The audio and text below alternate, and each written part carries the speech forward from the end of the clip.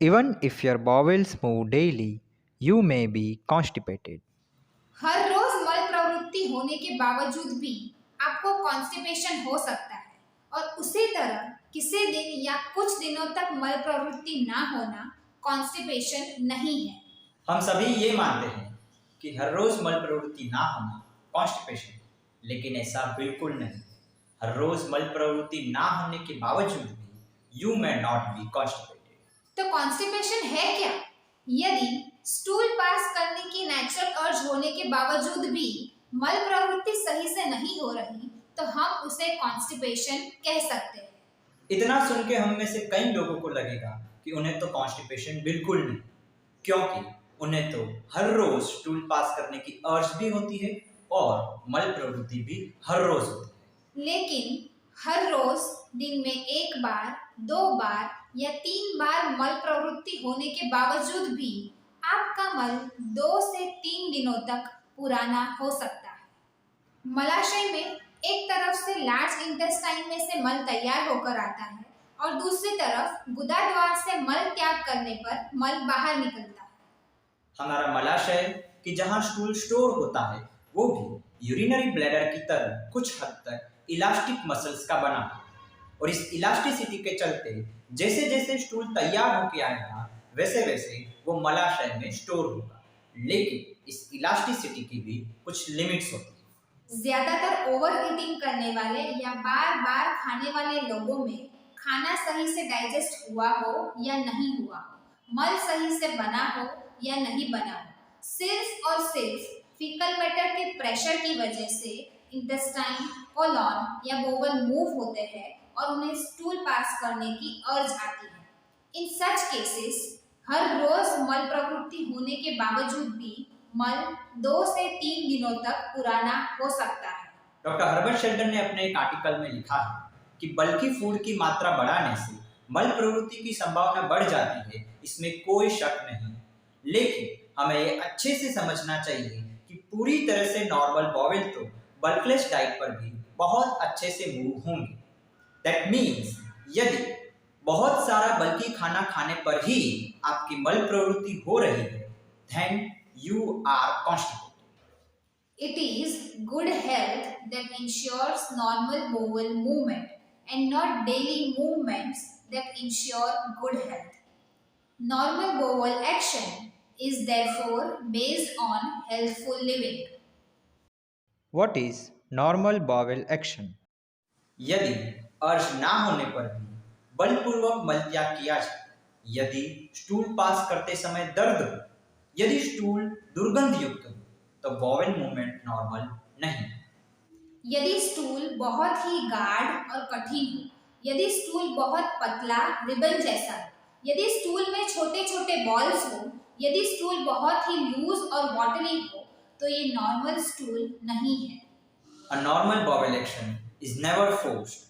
सामान्य मल त्याग की प्रवृत्ति वो है कि जो स्टूल पास करने की स्पॉन्टेनियस अर्ज के रिस्पॉन्स में बहुत ही सहजता से हो जाए, मल त्याग करने में कोई कठिनाई ना हो और किसी भी प्रकार का बल लगाने की आवश्यकता न रहे। It is free of efforts. सामान्य मल त्याग की क्रिया इतनी आसान है और इतनी शीघ्रता से खत्म हो जाती है कि उसके हो जाने का शायद ही कोई एहसास हो। सामान्य मल त्याग की क्रिया में 5 से 10 सेकंड में ही मलाशय पूरी तरह से खाली हो जाता है और उसी के साथ एक प्लेजरेबल सेंसेशन की अनुभूति होती है। The normal stool is free of all order, is well formed, neither soft nor hard. तो फिर एबनॉर्मल बॉवेल एक्शन को नॉर्मलाइज करने के लिए करना क्या है?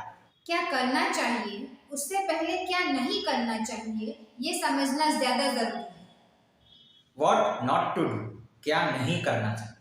First of all, stop blaming your bowels. Human body में जितने भी ऑर्गन्स हैं उनमें से यदि किसी ऑर्गन को सबसे ज्यादा अब्यूज किया गया हो तो वो है हमारा मलाशय, द बाउल। हमने कभी भी बोवल्स को या बोवल एक्शन को समझने की कोशिश ही नहीं की, बल्कि हमने हमेशा बोवल एक्शन को अपने हिसाब से चलाने की कोशिश की। डायरिया में जब बोवल एक्शन बढ़ जाता है तब हम दवाई लेकर उसे रोकने की कोशिश करते हैं और जब कभी बोवल एक्शन कम हो जाने की वजह से स्टूल पास करने पर्गेटिव दवाई या औषध लेकर बोवल्स को फोर्सफुली मूव करवाते हैं। जबकि हमें ये अच्छे से समझना चाहिए कि हार्ट, किडनी, लिवर जैसे शरीर के बाकी इंटरनल ऑर्गन्स की तरह बॉवेल एक्शन भी हमारे शरीर का एक सबकॉन्शियस फंक्शन है और इन सारे वाइटल ऑर्गन्स की एक्शन हमारे शरीर में सबकॉन्शियसली ही हमारे शरीर के नेचुरल इंटेलिजेंस सत्व के द्वारा डायरेक्टली कंट्रोल है, जिसमें हमें कॉन्शियसली कोई भी इंटरफेरेंस करना नहीं चाहिए। Let's understand this with an example of heart action. जब हम बैठे बैठे अपना कोई रूटीन काम कर रहे हो तब हार्ट अपनी रेगुलर रिदम पे काम करेगा। जब हम रनिंग करते हैं तब ब्लड सर्कुलेशन की डिमांड बढ़ जाने की वजह से हार्ट एक्शन भी बढ़ जाती है और वहीं शवासन या योग निद्रा में पूरी तरह से रिलैक्स होने पर ब्लड सर्कुलेशन की डिमांड कम हो जाने पर हार्ट एक्शन भी कम हो जाती है। वाइटल ऑर्गन्स की एक्शन बढ़ना या कम होना दोनों ही सबकॉन्शियसली रेगुलेटेड है। उसे हमें कॉन्शियसली कभी डिस्टर्ब नहीं करना चाहिए। जिस तरह मूत्र मूत्राशय में स्टोर होता है उसी तरह मल मलाशय में स्टोर होता है और जैसे यूरिनेशन की नेचुरल अर्ज होने पर ही हम यूरिन पास करते हैं, वैसे ही मल प्रवृत्ति की नेचुरल अर्ज होने पर ही हमें मल त्याग करना चाहिए। शरीर को जब भी जरूरत होगी, सुबह नहीं तो दोपहर को नहीं तो शाम को नहीं तो अगले दिन, शरीर को जब भी जरूरत होगी बोवल अपने आप मूव होगा and we will feel the urge to pass stool naturally. No harm comes from allowing the colon to go one or few days without moving. There are times when the colon needs and takes rest, and no harm results from this.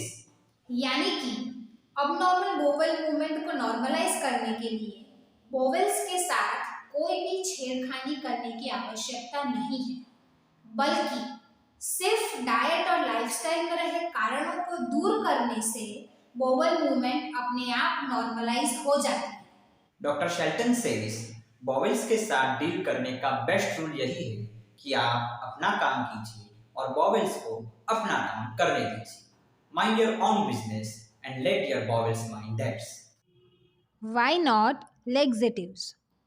पेट साफ ना होने पर कुछ laxative या purgative दवाई ले लेने से पेट अच्छे से साफ हो जाता है।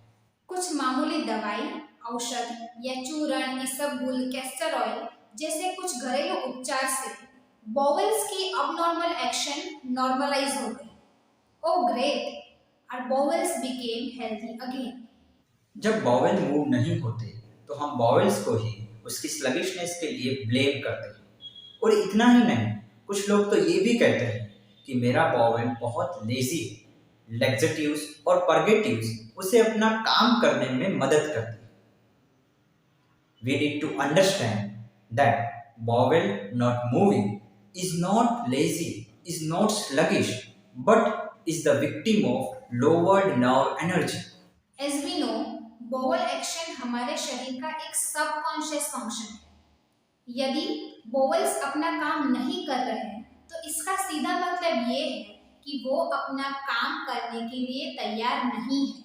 मे बी बिकॉज उस समय वो काम करने की जरूरत नहीं है या शरीर के पास उस समय वो काम करने के लिए सफिशिएंट नर्व एनर्जी नहीं है। मेडिसिन्स में हमारे बॉवेल को देने के लिए कोई नर्व एनर्जी नहीं। Medicines have only chemical energy. All that medicines can do is just irritate or stimulate our body chemically. दवाइयाँ बोवल्स को सिर्फ केमिकली इरिटेट करती हैं और इसलिए बोवल्स को अपनी रासायनिक समस्थिति बनाए रखने के लिए उन दवाइयों को शरीर से बाहर निकालने के लिए जबरदस्ती काम करना पड़ता है। Herbs or home remedies like isabgol, castor oil are of no exception. They are also chemicals made up naturally, so we address them as natural chemicals. Laxative या पर्गेटिव दवाइयाँ और अनुलोमन या विरेचन करवाने वाली औषध हमारे बॉवेल्स को वायलेंट और एग्जॉस्टिंग मूवमेंट के लिए मजबूर करती है। इन केमिकल्स को शरीर से बाहर निकलने की ज़रूरत इतनी बढ़ जाती है कि बॉवेल को मूव करने से भी ज़्यादा इम्पोर्टेंट फंक्शन के लिए शरीर में एकत्रित हुई ऊर्जा वो इम्पोर्टेंट फंक्शन ना करके बॉवल्स को मूव करने में यूज हो जाते हैं। जहां बोवल्स नर्व एनर्जी की कमी की वजह से अपना काम नहीं कर पा रहे थे, वहां दवाई या औषध के उपयोग से नर्व एनर्जी और भी कम होती गई और बोवल्स को जबरदस्ती मूव करवाने के लिए और भी इंटेंस दवाई या औषध की जरूरत पड़ती चली गई। क्यों ना हम बॉवल को रेगुलरली मूव करवाने के लिए स्टिमुलेशन की इंटेंसिटी बढ़ाते जाएं और जीवन भर दवा औषध या चूर्ण लेते रहें। और यदि नर्व एनर्जी कम हो जाने की वजह से शरीर में बाकी इंपॉर्टेंट फंक्शंस जैसे कि heart action, kidney action, hormone, vitamin, enzymes का रेगुलेशन आदि नहीं भी होता तो क्या फर्क पड़ता है, उसके लिए तो और दवाई ले लेंगे। Natural therapies are not nature cure. The most common therapy for constipation we all know about is enema, that is, injecting any liquid substance into the bowels through anus to make them move. कोई ठंडे पानी से enema देगा तो कोई गर्म पानी से एनिमा देगा, कोई नीम वाटर से तो कोई हर्बल डिकॉक्शन से एनिमा देगा, कोई ऑयल से तो कोई मेडिसिनल सॉल्यूशन से एनिमा देगा, लेकिन कोई भी बॉवल को अपना काम अपने आप करने नहीं देगा। अपने पेशेंट्स को रेगुलर बेसिस पर एनिमा प्रिस्क्राइब करने वाले टिल्डन, मैकफेडन जैसे कई नेचर के फिजिशियंस ने ये ऑब्जर्व किया है कि एनिमा से पेशेंट की नर्व एनर्जी और भी कम होती है। आयुर्वेद की चरक संहिता में जहाँ लंघन के 10 प्रकार और उसके इंडिकेशन की बात की गई, वहाँ नीरू बस्ती यानी एनीमा को स्पष्ट रूप से सिर्फ उन्हें ही देने के लिए कहा गया जिनके शरीर में बल बहुत अच्छा है। एनिमा के उपयोग पे डॉक्टर शेल्टन कहते हैं, आखिर क्यों हमें ऐसे पद्धतियों का उपयोग करना है कि जिससे पेशेंट की नर्व एनर्जी और ज्यादा कम हो जाए। यदि एनीमा इतना इनर्वेटिंग है तो सोचिए शंख प्रक्षालन और कोलोन थेरापी कितने इनर्वेटिंग होंगे, जो आजकल हर नेचुरोपैथी रिसोर्ट में शायद उनके हर पेशेंट को, हर गेस्ट को दिया जा रहा है। और उतना ही नहीं, कोलोन थेरापी की मशीन्स तो आजकल हर पार्लर और सलून्स में भी देखने को मिलती है। Dr. Shelton once said in one of his articles on constipation, Poisonous and irritating herbs, herb teas, poisonous salts and minerals, mineral oils, bulky leafy vegetables in our food, enemas, colonic irrigations, rectal dilators और bowel movement को force करने के बाकी सारे तरीके कारणों को दूर किए बिना सिर्फ रोग को ठीक करने के एफर्ट्स हैं। और यदि इनमें से कोई भी कॉन्स्टिपेशन क्योर वाकई में इफेक्टिव होता तो शायद बाकी की मेथड्स को कोई याद ही नहीं रखता।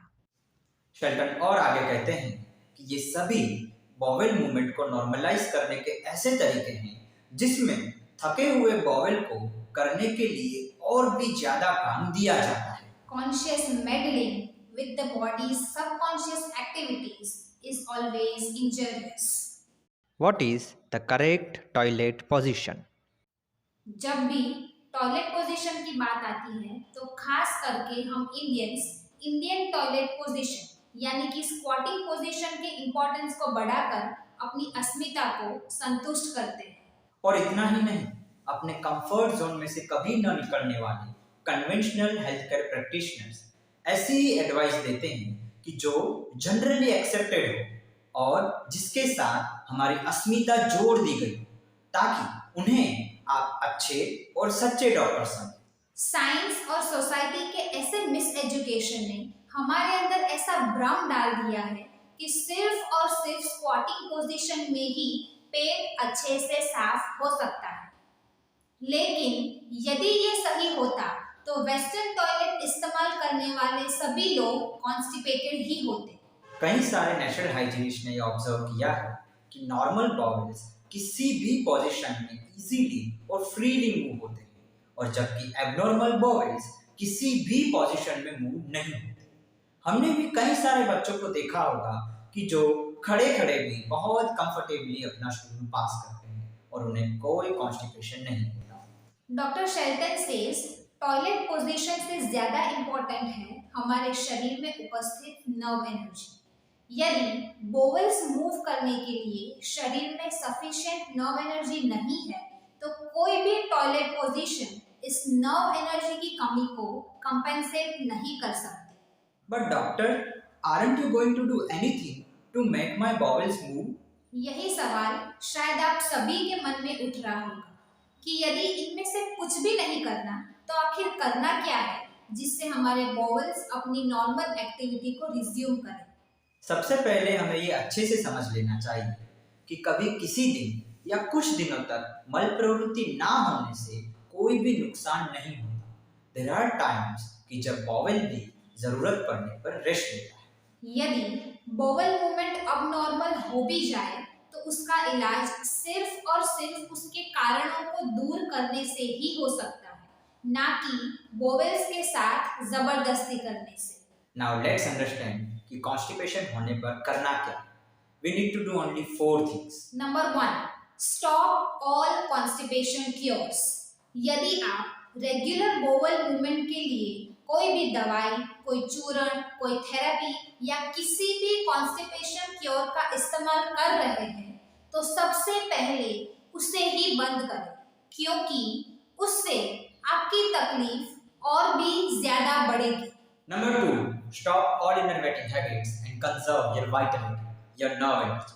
नर्व एनर्जी हमारे शरीर के हर कार्य में इस्तेमाल होती है, चाहे वो फिजिकल हो, मेंटल हो या फिजियोलॉजिकल हो, चाहे वो कार्य वॉलेंटरी हो या इनवॉलेंटरी हो। और यदि आप किसी भी कार्य में जरूरत से ज्यादा नर्व एनर्जी का इस्तेमाल कर लेते हैं तो शरीर में बाकी कार्य सही से करने के लिए नर्व एनर्जी नहीं रहती। जैसे कि भूख ना लगने पर भी बार बार भोजन करना, भूख कमजोर होने के बावजूद भारी भोजन करना, अति आहार करना, बहुत सारा पानी पीना, थक जाने के बावजूद भी काम करते रहना, अपनी क्षमता से ज्यादा व्यायाम करना, नींद आने पर भी सोना नहीं, नींद ना करना, बहुत ज्यादा तीखा खाना, बहुत गुस्सा करना, बहुत स्ट्रेस लेना, बहुत ज्यादा बोलना, cold drinks, chocolate, coffee, tobacco, इन सारी स्टिमुलेटिंग चीजों का सेवन करना। इन शॉर्ट, ऐसी कोई भी क्रिया जिसमें शरीर जितनी अनुमति दे उससे भी ज्यादा ऊर्जा का उपयोग करें, या शरीर को थकावट लगने के बावजूद, रेस्ट की जरूरत होने के बावजूद शरीर को रेस्ट न दें, तो वो सभी क्रियाएं, वो सभी हैबिट्स इनर्वेटिंग हैबिट्स हैं जो हमारी प्राण ऊर्जा को, हमारे नर्व एनर्जी को कम करती है। नर्व एनर्जी कम होने से सिर्फ बोवल एक्शन ही नहीं, लेकिन शरीर के बाकी भी कई काम सही से नहीं हो पाते। और जब नर्व एनर्जी बढ़ने लगे तब शरीर अपने सारे पेंडिंग काम उसकी अर्जेंसी के अनुसार प्रायोरिटाइज करके फिर से करना शुरू कर देता है। कोई भी फूड, मेडिसिन, एक्सरसाइज या थेरेपी नर्व एनर्जी को कभी भी बढ़ा नहीं सकती। नर्व एनर्जी बढ़ती है सिर्फ और सिर्फ उसके कंजर्वेशन से, उसका संरक्षण करने से। इसीलिए कॉन्स्टिपेशन होने पर हो सके उतना कम और लघु आहार करें, शरीर को, मन को सफिशिएंट रेस्ट दें और शरीर को अपना अधूरा काम पूरा करने के लिए ऊर्जा एकत्रित करने का मौका दें। Number 3, forget your bowels. आप भूल जाइए कि आपको मल प्रवृत्ति करनी है जब तक कि आपका मलाशय आपको खुद याद न दिलाए। जब भी आपका शरीर मल त्याग करने के लिए पूरी तरह से सज्ज होगा, हो सकता है 2 दिन के बाद या 5 दिनों के बाद, या हो सकता है कुछ हफ्तों के बाद, जब भी वो खुद तैयार होगा मल को बाहर निकालने के लिए, तब मल त्याग करने की उस नेचुरल अर्ज को आप चाह कर भी रोक नहीं पाएंगे। Number 4, don't suppress and just relax. जब भी कभी आपको स्टूल पास करने की अर्ज हो तो उसे गलती से भी इग्नोर ना करें, उसे थोड़ी देर के लिए भी रोकने की कोशिश ना करें। Just go to the toilet, मल त्याग करने की किसी भी कंफर्टेबल पोजीशन में बैठे, कुछ भी ना करें and just relax yourself completely. मल त्याग करते समय गलती से भी मन में अन्य विषयों का विचार न करें, मोबाइल फोन यूज न करें और न्यूज़पेपर तो बिल्कुल ना पढ़ें, कुछ भी ना करें, कोई बल ना लगाएं और आपका बॉवल अपने आप स्टूल को बाहर फेंकेगा। The impaired colon needs less work, not more. Rest, not stimulation. More nerve energy, not increased innervation. Nourishment, not bulk. इस वीडियो को पूरा देखने के बाद यदि आपके मन में कोई भी प्रश्न हो तो आप इस वीडियो के नीचे कमेंट बॉक्स में उसे लिख सकते हैं। पर्सनल एडवाइस या ऑनलाइन कंसल्टेशन की अपॉइंटमेंट के लिए आप हमें मेल या व्हाट्सएप कर सकते हैं। Let's redirect healthcare system with Heal Hygienic Care.